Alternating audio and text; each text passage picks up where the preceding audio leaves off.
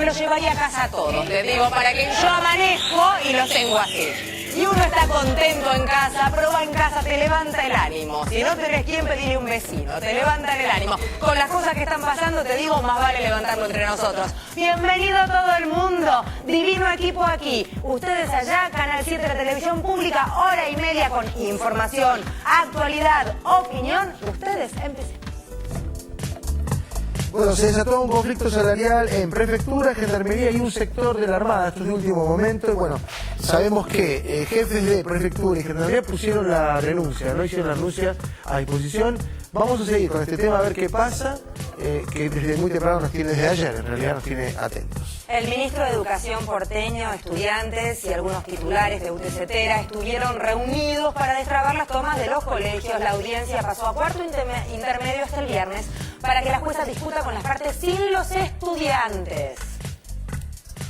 Le llegó la hora Caló, que asume hoy, supuestamente, estaríamos viendo esto a la tarde, en hora sanitaria, como secretario general del Consejo Directivo, y Andrés Rodríguez de UPCN sería su secretario adjunto.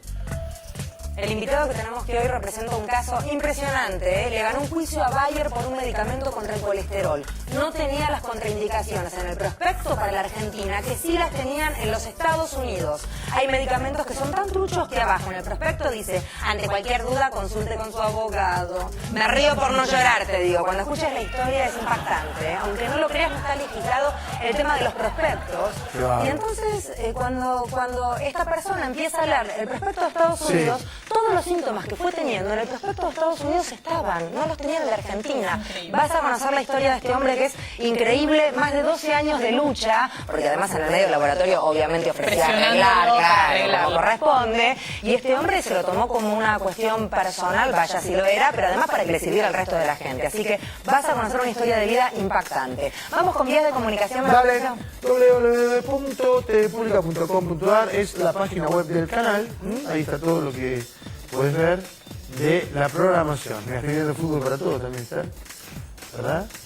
Y la cantidad de programas que hay que vale la pena volver a ver. Y el archivo, como decimos, la mediateca, bueno, todo eso. Otra trama. TV-Pública. Qué buena que son. En nuestro Twitter. Hola, sí, te mando un Twitter. Hola. Consentido Público, nuestro Facebook. Y nuestro mail es consentidopublico@tvpublica.com.ar. Miren lo que tengo en mi mano. Miren qué belleza de libro. Si querés un buen libro para leer, de muy buen periodista, te recomiendo, recién salidito del horno, ¿Por qué los jóvenes están volviendo a la política? Autor, el gran José Nathanson. Aplauso para Nathanson, por favor. Muy bien, José. Me hacen poner. Miren qué lindo está en la foto, José. Miren, y le digo, José, qué lindo estás en la foto. Y él me dijo, sí, estoy lindo, me dijo. No, es que preguntale dónde va a estar el domingo. Es una fotógrafa muy conocida. El domingo voy a estar en el programa de Quiroga, ¿eh? ¿En otra trama? Sí, voy a estar en otra trama. Por acá no le dan lugar. Pues si tanto te gustó el libro, entrevístalo acá. Lo voy a hablar porque yo no hago notas sin leer libros, ¿no? Claro. Tanto compañerito y no lo entrevisto. Se lo acaban de traer al libro. ¿Dónde querés que lo lea el libro? Disculpame, en el camarín. La semana que viene lo entrevistamos. Bueno, la semana que viene te venís a charlar con nosotros, pero como autor. Te invitamos un día que no tengas que venir. No le vas a echar la cara. Por uno no. El miércoles o el jueves. Implica un esfuerzo. Desde tu parte judaica lo vas a entender perfectamente. Gracias por la dedicatoria, además divina, amorosa. Muchísimas gracias. Y ya que estamos, hay que mandarle beso a un compañero que fue papá. ¿Quién, chicos? Federico. Clicksport. Federico, beso enorme. ¿Cómo se llama la criatura? ¿Y a él? ¿Cómo se llama? Kiara, estoy sorda como una tapia. Y a él entendía la nona. Bueno, vamos ya a la actualidad que le interesa a todo el mundo. En este caso era una actualidad personal, pero que ahí está Federico llorando de alegría. Vamos ahora al conflicto salarial. Inicialmente de la prefectura, en la madrugada suma Gendarmería y más tarde parte de las Fuerzas Armadas. A ver, primero expliquemos un poquito el panorama de qué se trata este reclamo, porque Abel Medina en realidad salió a reconocer que había habido una mala liquidación inicial y mandó un par de facturas. Tenemos un fragmentito de lo que era esta conferencia de prensa y después José te explica absolutamente todo. Vamos a verla. El personal de Gendarmería no va a tener ningún tipo de problema porque se suspende por un mes, ¿no? Este mes van a correr exactamente lo mismo que el mes pasado y recién cuando se va a aplicar cuando tengamos la certeza absoluta que no va a haber ningún error en la aplicación, y en el caso de la prefectura se va a corregir los posibles problemas que este decreto haya generado. Vamos a investigar claramente por qué ocurrieron estos problemas, investigar uno por uno claramente, más allá de los justos y correctos reclamos que han sido administrativos o cuestiones que tienen que ver con el salario. Los argentinos y las argentinas hemos visto en las últimas horas imágenes que no queremos repetir. Hemos visto imágenes de fuerzas de seguridad en la calle, hemos visto imágenes, por ejemplo, como esta, de una puerta cerrada. En el día de ayer, funcionarios del Gobierno Nacional, acá concretamente el ministro de Economía, no podía retirarse, se le impidió la salida de un edificio cuando estaba buscando justamente una salida para el conflicto. Es más, a la salida sufrió algún tipo de agresión, etcétera, etcétera. Y creo que los argentinos sabemos muy bien lo que fue el pasado, nuestro pasado. Esas épocas duras, ese momento que nunca más queremos repetir, no vamos a permitirlo. Y por lo tanto, que sepan que este gobierno va a actuar con toda la fuerza de la ley para que los responsables materiales o intelectuales de cualquier hecho de esta naturaleza, que obviamente desborda un justo o un reclamo salarial, sean sancionados. Bueno, José, a ver. Bueno, vamos a tratar de ser precisos porque la situación es compleja y me parece que hay que explicarla Sí, con... está en este momento como muy caliente Sí. además, o sea... Hay que explicarla con cuidado y serenidad, digamos. A ver, todo comenzó cuando se liquidaron los sueldos de la prefectura. La prefectura es una de las fuerzas de seguridad que se encarga formalmente de custodiar las fronteras marítimas y las vías fluviales, digamos. Desde hacía mucho tiempo, tanto en la Gendarmería como en la Prefectura, se venían aplicando un sistema salarial muy desquiciado. ¿Por qué pasaba esto? Bueno, porque una parte chica del salario de los prefectos y los gendarmes está en blanco. Otra parte son sumas no remunerativas que paga el Estado por vivienda, por familia, por vivir fuera del lugar donde nacieron o donde viven, etcétera. Por esta serie de cosas, un complemento que en algunos casos llegaba hasta el 60, hasta el 70% de la masa salarial era estas sumas no remunerativas.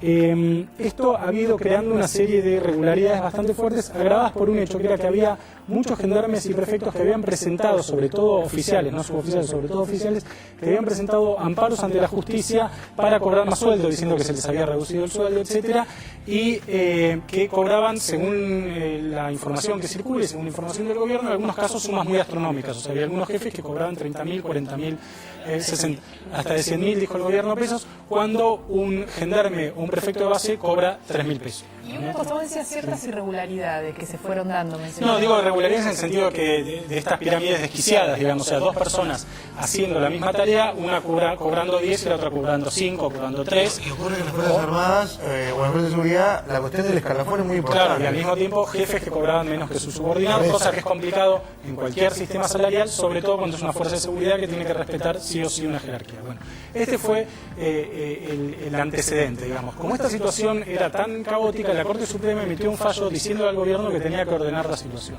El gobierno, después de un año de trabajo, armó una escala salarial.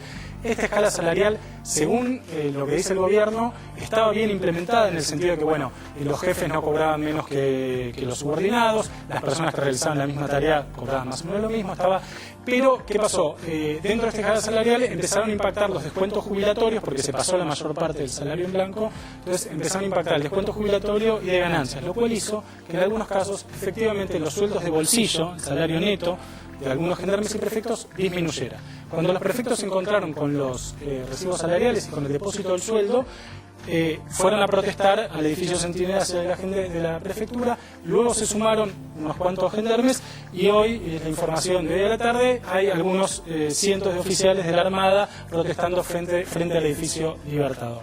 Efectivamente, el gobierno esta mañana reconoció que la liquidación de sueldos había sido muy deficiente, lo dijo recién Abel Medina, que había estado mal implementada.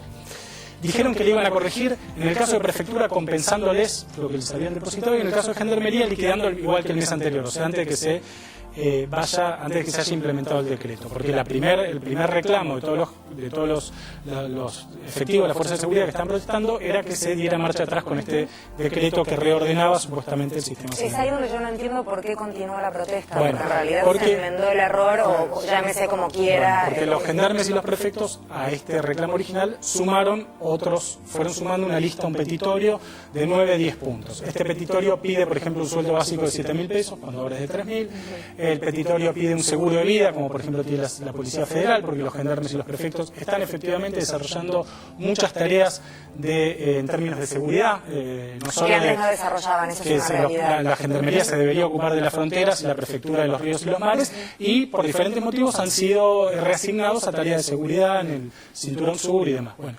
y están reclamando otra serie de cuestiones que no están vinculadas solo a este decreto por el cual se le liquidaron mal los sueldos, sino que tienen que ver también con otras cosas. Y en el caso de las Fuerzas Armadas, que no son todos, hablaremoslo, es un sector muy pequeño. Son unos poquitos, por ahora, suboficiales de la Armada, los diarios dicen, los portales dicen 100, 200, es imposible saber, pero hay ahí una gente del edificio Libertad. ¿El reclamo es salarial? Es salarial también, y se dice que hay malestar aquí y allá. Ahora te pregunto, José, ¿no se corre el riesgo de aquel viejo dicho de río revuelto de pescadores? Bueno, el gobierno sospecha, lo dijo claramente Abel Medina, que los sueldos de los prefectos, la prefectura liquida los sueldos de los prefectos, o sea, es la propia fuerza la que liquida los sueldos, estuvieron mal liquidados a propósito.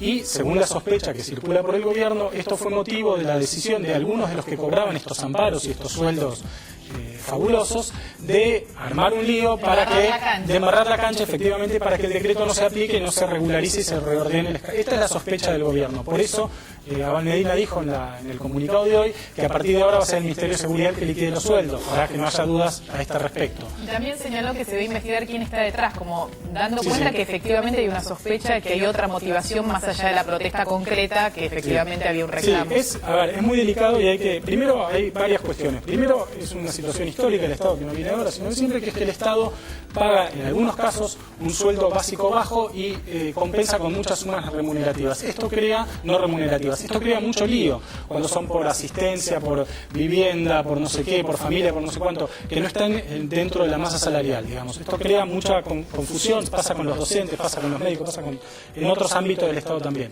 Pero acá hay un ingrediente que hace que esto sea cualitativamente muy diferente, que es que estamos hablando de cuerpos colectivos armados. Estamos hablando de cuerpos colectivos armados y no de docentes, médicos o colectiveros, digamos, o cualquier otro empleado público. Estamos en un terreno mucho más peligroso, fangoso y complicado. Por eso digo que hay que hablar con cuidado.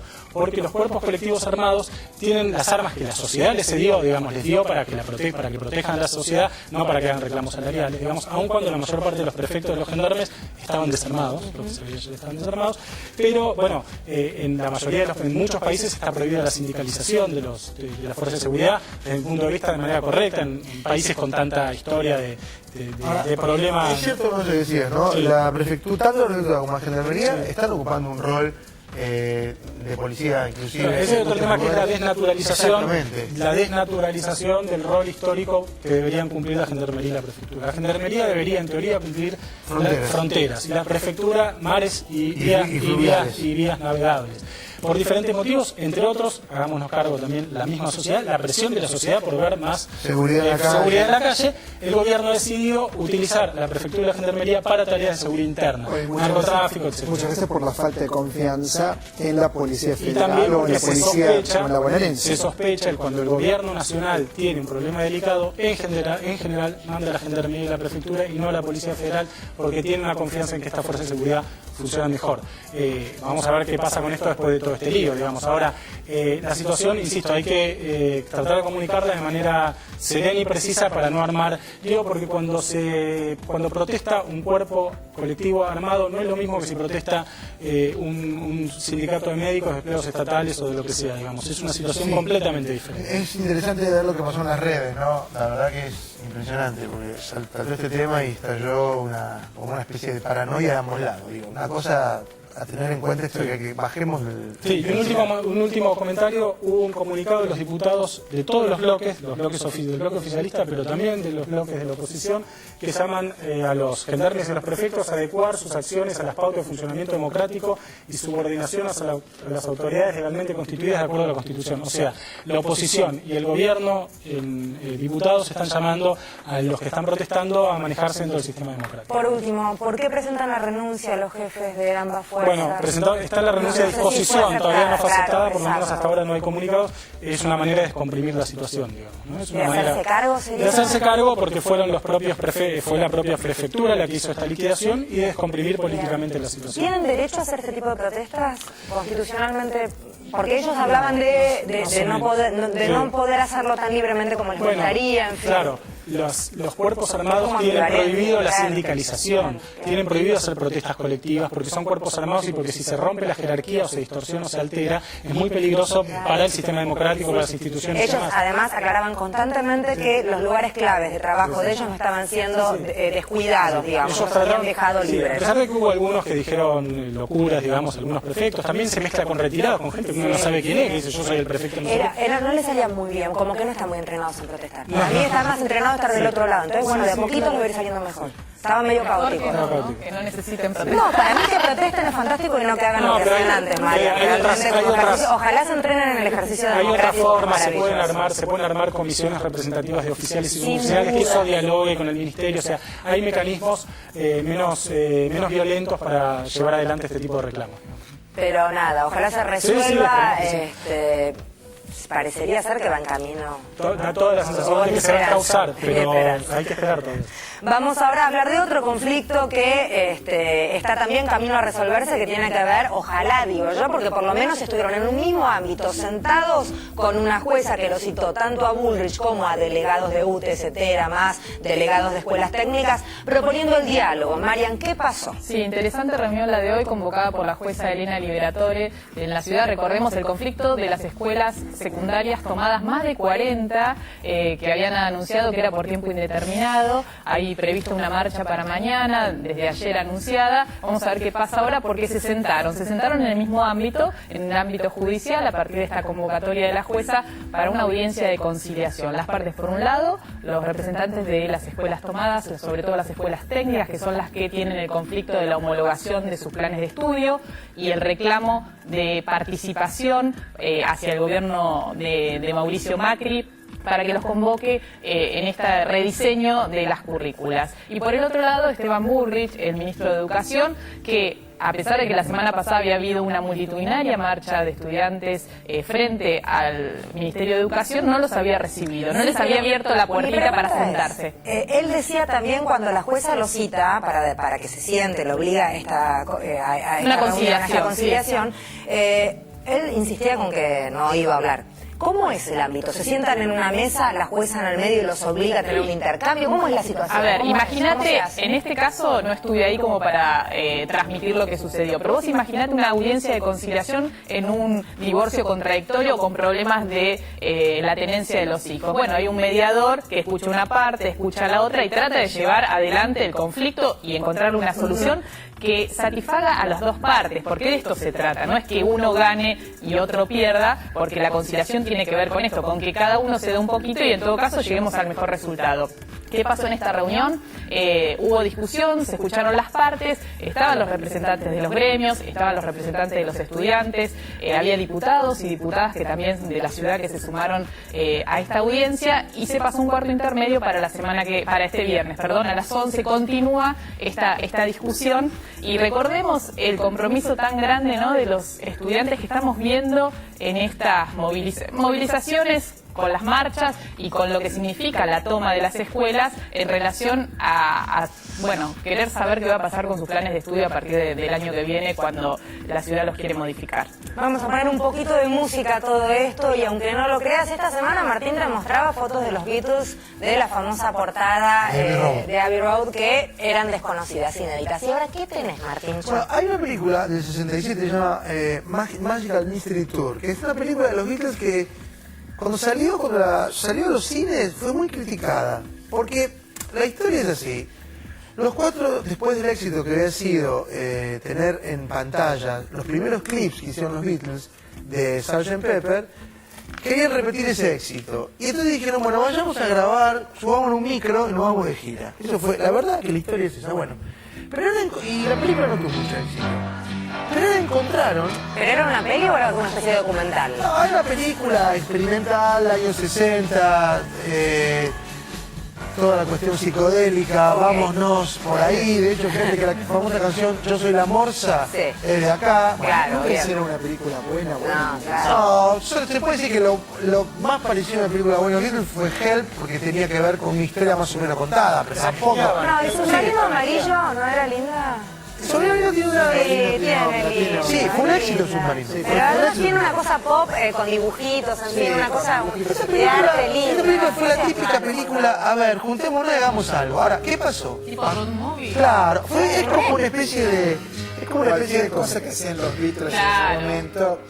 Bueno, y esto que estamos viendo es lo que se llama el food footage, que es aquello que quedó fuera de la película y que hoy es un hitazo en internet. Todo sirve. Claro, es que ellos en un momento paran en un lugar que se llama, ¿vieron? En el estado de Inglaterra, se llama el Fish and Chip, y son pescado frito y una especie de bizcochito, no sé cómo explicarlo. Papas fritas. Papas fritas, bueno, ahí están comprando... En los conitos de cartón. Ahí está. Entonces, esto fue... Eso es muy bueno para el colesterol. Nunca se vio. Ah, pero es tan rico. Esto no salió en la película y está musicalizado con la canción de los Beatles. Nada tiene que ver la música con lo que estamos viendo, o sea, fue hecho posteriormente. Así que, como decían ayer, ¿no, Fede? Todos los días hay algo nuevo. Sí, es muy impresionante, Bueno. muy impresionante. Es impresionante. La verdad que búsquela, está por ahí. Y si quiere ver Magical Mystery Tour, véala, es una película... O no, o impresionante. pueden no buscar. O bueno. No, podés irte al Festival de Digamos, Guitarra no del te Mundo. cambia la vida para nada ver esa película, para nada. Es No, lo mismo. podés irte al Festival de Guitarra del Mundo. Desde ayer y hasta el domingo, ella creyó que me iba, que yo no sabía, no estaba preparado. Desde ayer hasta el domingo, lo dirige Juan Falú, y es muy lindo el lema, me gusta el lema. El lema es apoyarse en la guitarra y no en la fama del guitarrista. Este sería el lema. ¿Por qué? Porque es cierto, de pronto uno dice Paco de Lucía o dice un gran guitarrista del mundo y ya está, suficiente. No, aquí participan 90 ciudades, 90 ciudades es mucho. Y hay, les cuento, entre los locales, Agustín Luna, ¿te acordás de Agustín? Pero común, le decimos mucho a los amigos. Analía Rego, Carlos Moscardini, Hugo Rivas, Luca, mira está Luca Torres, Tenía que sí dedicarse a eso. entre los extranjeros tenemos al turco Chadas Ustuntas, que no el lo turco conozco. Naim. Turco Naim, el turco Asís, El turco Aguada, el no, turco no, Asís, el colombiano David Bedoya, el cubano Freddy Pérez Velasco, el español José Luis Martínez, los brasileños Lucas Araujo y Rogelio Sosa, la alemana Nora Bushman, bueno, Norita. chilenos, Norita, exactamente. Les cuento que desde 1995 hasta ahora tuvo 600.000 espectadores. Y algo que ellos dicen, no tenemos sponsor, ni propaganda televisiva. Bueno, acá estamos trabajando, Sí. dándoles una mano. Muy bien, tampoco la somos pavada, tanta porquería. Claro, ni espacios en los lugares comerciales. Bueno, No, Aldo puede decirlo en otra trama. en otra también. trama, solo algún reflejo en ámbitos muy afines a nuestra música. Y dice que lo que predomina en otros festivales, y esto es cierto, lo convocante, son valores extraartísticos. En cambio, dice, nosotros elegimos darle prioridad a la música a los pueblos sin atender a los valores ajenos. Aún así hemos logrado una muy buena afluencia de público, estimamos no menos de 40.000 personas en los conciertos. Bueno, se trata de la guitarra, acá de guitarrear se sabe mucho, ¿no es cierto? ¿Cómo se llama? El que me encanta. ¿Salinas es? Luis Salinas. Luis Qué Salinas, gloria de hombre, claro. qué artista Ese maravilloso. lo conocemos, ha estado... Ese lo tendría yo ahí, Ha tocando estado en todo el nuestros tiempo, programas bien, de pelo bien, largo, la guitarra, parece ¿no? un rockero Luis, Es pelo un largo. divino, sí, absolutamente. Y no estudió música Luis Salinas, una vez estuvo en el refugio y me dijo que no había estudiado música. ¿Cómo no estudiaste música? Tocas así, bueno, Jaure que toque tampoco aprendió música. Mucha gente toca sin saber música y sin embargo tocan muy pero muy bien. El otro día el de Calupe Comacho me dijo que nunca había Fernando estudiado no estudió música nunca en su vida, Fernando Rivia, nunca. Bueno, evidentemente el que tiene talento le salen bien las cosas y el que no, como sería en mi caso, no puede tocar ni el tonete. No, guitarrea de otra manera. Claro, con la palabra. Claro, Con la igual que palabra. El tonete. El tonete. El tonete porque yo estoy en el Teatro Bavaria. ¿Qué es el tonete? Una especie de flauta. Es una flauta. Imagínatelo tocando el tonete y ya con Tenés eso. esa imagen, sí. Perdón, tenía 7 años de edad cuando empecé a estudiar teatro. Podrían valorar eso. Son muy malos compañeros en general. No, siempre lo Podrían valoramos. valorar eso en lugar del tonete. ¿viste? No generaliza. No, parece digamos, que no la tiene única carrera. La única buena, de verdad. La otra abre la boca para chusear también. La otra es la mejor alumna del curso. Es buena, es buena. Dios mío. ¿Dónde se caliente se pone. La CGT, Club Obras Sanitarias, yo te recomendaría Libertador. A esa altura está medio caótica Sí, la está cosa, no la bien. agarres. De paso yo te doy el aviso del tránsito, sí. Pero, ¿qué está pasando en las Bueno, calles? asume Antonio Caló hoy como secretario general de la CGT. Venimos hablando de este tema hace tiempo. Ustedes saben, la CGT se partió, un sector minoritario finalmente quedó liderado por Hugo Moyano, y hay una CGT más mayoritaria, que es la que lidera Caló, y que está integrada por 3 sectores que ayer se repartieron las principales secretarías de la CGT y la vicepresidencia, la vicesecretaría general, digamos. Los 3 sectores son, primero, el sector de los gordos, que no es que sean gordos, aunque en algunos casos también lo son, sino que son los sindicatos más gordos, digamos. Pero en algunos casos, como el Escano, por ejemplo, es gordo y lidera un sindicato gordo. Es coherente. Es cuerpo y alma, digamos. Ricardo Hegel, el contenido hace la forma. Exactamente, el contenido del continente. Los independientes, que yo, José Luis Lingeri, por ejemplo, de Obras Sanitarias en Acción Social, o Gerardo Martínez en la Secretaría Internacional, y también los ex moyanistas, como el taxista Viviani, que se quedaron con una Secretaría Estratégica y la Secretaría Gremial. Lo importante es que finalmente, después de mucho tironeo, mucho ida y vuelta, si se hacía un cuerpo colectivo o no, una Secretaría General, si Caló asumía, si no asumía, si estaba, si no estaba, finalmente Caló asume como Secretario General de la CGT. En el medio además aparecieron problemas de salud, ¿no? Sí, se dijo que había problemas de salud, nunca quedó claro si es que era eso, o qué pasaba, si era una operación, no sé qué. Bueno, finalmente parece que se ordenó por lo menos este entorno, este sector gremial, y hoy Caló asume finalmente como Secretario General de la CGT. José, ¿y a quién beneficia que haya tantas centrales sindicales? Porque en definitiva Sí. están, ayer comentaba, las dos Sí. de ya, digamos, las dos Las dos CTA.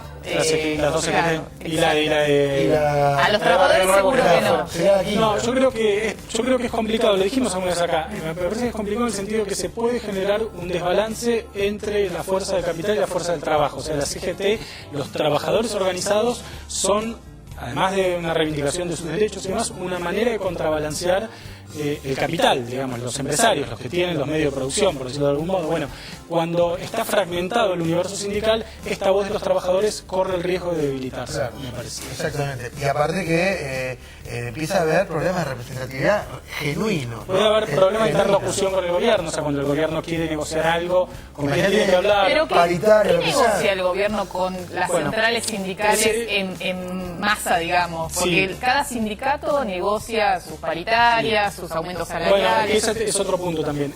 Acá el centro del poder sindical no está en la CGT, sino en la Secretaría General de cada gremio. O sea, si a un gremio, el gremio, no sé, de metalúrgico, se le revela la seccional de Mar del Plata, puede mandar una fuerza disciplinadora. Ahora, la CGT no tiene ese poder de policía sindical y gremial. Entonces, el corazón del poder gremial está en los sindicatos, en cada sindicato de cada gremio. Entonces, ¿el gobierno qué hace? Habla con metalúrgicos, con ESMATA, con este, con el otro. Pero yo creo La CGT, de todos modos, articula de algún modo los planteos de todos los gremios, pero no los disciplina, no puede No, disciplinar. porque en el espíritu del nacimiento de la CGT es justamente ese. Lo que pasa es que al estar tan fragmentado en la cuestión obrera, van a hacer las paritarias personales. No es lo mismo una CGT fragmentada que una CGT sólida que también se sienta a la hora de poner negociar con Cervecero, por dar un ejemplo, junto con la CGT. Es mucho más poderoso. Sí, lo que pasa, Martín, que en Argentina los gremios son anteriores a la CGT. Sí, o sea, claro. primero hubo sindicatos, después hubo central obrera, a diferencia de otros países, digamos. Francia, por ejemplo. Sí, o Alemania, digamos. Entonces, eso marca una diferencia. Por eso el peso del poder está en los gremios y no en la CGT.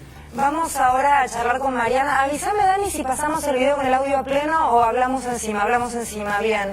La pregunta tiene que ver porque es un video que la verdad es que nos impresionaba mucho verlo y teníamos la duda si correspondía o no pasar el audio del video de una mujer absolutamente angustiada, dice estar medicada. ¿Por qué? Básicamente porque utiliza el video que elige grabar y que sube a la red para hacer público su caso, porque dice que la justicia no la escucha. No la escucha con respecto a qué? Al acoso y a la violencia y amenazas de muerte que recibe ella y toda su familia por parte de su expareja. Sí, Zulma tiene un hijo de 3 años, cuenta en este video, y realmente está desesperada. No es la primera vez que observamos esta iniciativa de parte de mujeres víctimas de violencia de género, de violencia machista por parte de su pareja o su expareja, que recurren a grabarlo en la desesperación de no tener respuesta en la justicia o en otro ámbito. Yo creo que lo que nos muestra en este caso, quienes lo han escuchado, donde ella relata maltrata, amenazas de muerte, que persigue a toda su familia, que le quiere quitar al hijo que dice que no es de él, del jardín de infantes. Distintas situaciones de acoso y de hostigamiento que no es la primera vez que lo escuchamos, que es muy frecuente cuando las mujeres se separan de un hombre violento que no les permite llevar adelante su vida en libertad. Es terrible esto porque lo que está mostrando es, por un lado, a veces la negligencia de parte de la justicia para proteger a las mujeres en estas circunstancias, o las limitaciones que tiene, porque puede tener una exclusión del hogar, es decir, tener la prohibición por parte de la justicia para no ingresar al hogar o para no acercarse a esa mujer y no cumplirla. Y frente a eso, ¿quién controla o quién castiga ese incumplimiento? Y la mujer se siente muy desvalida, muy desprotegida frente a esa situación. Yo creo que acá estos casos lo que ameritan una y otra vez es la necesidad de un plan nacional en la Argentina para combatir y prevenir y sancionar la violencia hacia las mujeres y articular medidas con respecto a los gobiernos locales, gubernamentales en las provincias y el gobierno nacional, que todavía está en deuda con este tema. Hay un momento, un fragmento del video, hay toda una parte en la cual especifica claramente quién es su expareja, en fin, detalla lo que es su vida, y nos parecía que no correspondía básicamente pasarlo por el horario, pero sí hay un fragmento que a mí me interesaría que se sepa y que tiene que ver con que dice: tengo miedo, la Fiscalía de Morón tardó una semana en notificar la restricción perimetral. Es este impedimento para que la expareja se acerque a su domicilio, que claramente si es un hombre que ha sido violento, que la ha golpeado, que ha amenazado con sacarla de chiquita, una semana es demasiado tiempo. El 911 de Merlo no tiene móviles, dice ella. Es el teléfono de la policía bonaerense, ¿no? De urgencia. Uno llamaría en una urgencia. Dice que no tiene móviles, que ya ha llamado y que no tiene móviles. Y que vive a 15 cuadras de su agresor. Claro. Realmente como cuadro es desesperante. Sí, son casos emblemáticos, porque además no son casos aislados, son situaciones que se repiten. Ahora, una pregunta, ¿no había una comisaría de la mujer? Existen. Existe. En la provincia de Buenos Aires, de la familia se llaman ahora, no son más de la mujer, sino de la familia, lamentablemente porque dejaron de focalizar en la problemática que afecta mayoritariamente a las mujeres. Pero al margen de esto, lo que sucede a veces es que no se pondera la gravedad de la denuncia cuando se llama al 911. La mujer estaba diciendo: me están amenazando, por ejemplo. El que escucha del otro lado dice: bueno, la amenaza, señora, vaya a la comisaría. No, a veces una amenaza de este tipo, y sabemos y lo hemos visto lamentablemente en noticias que nos llenan de horror, terminan en la muerte de la mujer. Si no se lleva o si no se no puede salir de la casa. No se atiende a tiempo. Por miedo a una infidelidad, cuando vivía con ella ya la encerraba. Sí, eso es un alterado. Claro, lo que te marca es la característica de un hombre violento, que es el que considera a la mujer parte de su propiedad. Cuando la mujer se separa, decide hacer su propia vida por otro rumbo, es donde a veces toman estas actitudes mucho más virulentas, de mayor acoso, porque lo que no permiten es justamente eso, ¿no? Que la mujer sea autónoma y viva en libertad, alejada de él porque decidió así, ¿no? Es terrible. La verdad que la problemática de la violencia de género, una y otra vez, tal vez sonamos reiterativos, pero afecta a muchísimas mujeres en la Argentina y en el mundo, y la verdad que merecería una respuesta articulada y enfática para que estas mujeres no se sientan tan desprotegidas.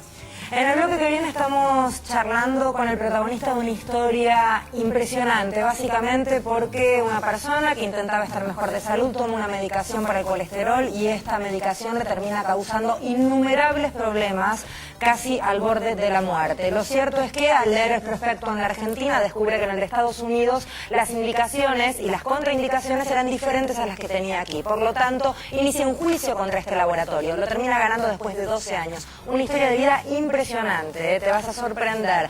Vamos ahora a despedirnos de este bloque con música. ¿Por qué? Cumpleaños de Chubby Checker en 1941, nacía este hombre que tuvo la fortuna, ¿vieron cuando me dice? Y le pasó que estaba en el lugar que tenía que estar. Porque la verdad... ¿Viste? Sí, como a vos, Martín. Bueno, Rick Ballard era igual que a vos. un señor que cantaba una canción llamada The Twist. Un día en este show se va a presentar y no puede Ballard. Dice: no puedo cantar. A ver quién está ahí. Y estoy yo, dijo Checker. Mirá, ahí lo tenés. justo, Éxito total. mirá. Chavito Checker Chupate esta para bandera. vos. The Twist. Dicen que es el padre del rock and roll. Mentira.